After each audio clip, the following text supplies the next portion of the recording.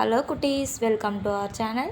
இந்த சேனல் நீங்கள் புதுசாக பார்க்குறீங்கன்னா மறக்காமல் சப்ஸ்கிரைப் பண்ணுங்கள். பக்கத்தில் இருக்க பெல் ஐக்கானை கிளிக் பண்ணுங்கள். அப்போ தான் நான் போடுற வீடியோஸோட நோட்டிஃபிகேஷன் உங்களுக்கு தொடர்ந்து வரும்.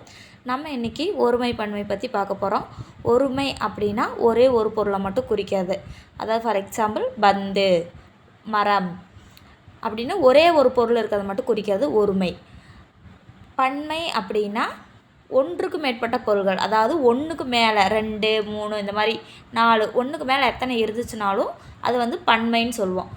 ஒன்றுக்கு மேலே இப்போ 2, 3 மரம் இருந்துச்சுன்னா மரங்கள், 4, 5 பந்து இருந்துச்சுன்னா பந்துகள் அப்படின்னு சொல்லுவோம், பன்மையில் சொல்லுவோம்.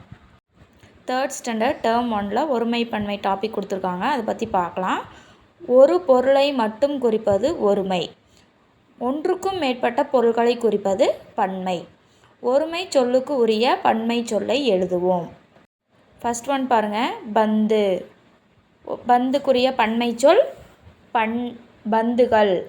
அடுத்தது ஆமை, ஆமைகள். முயல், முயல்கள்.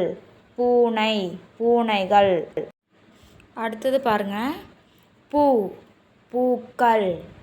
விழா, விழாக்கள். பசு, பசுக்கள்.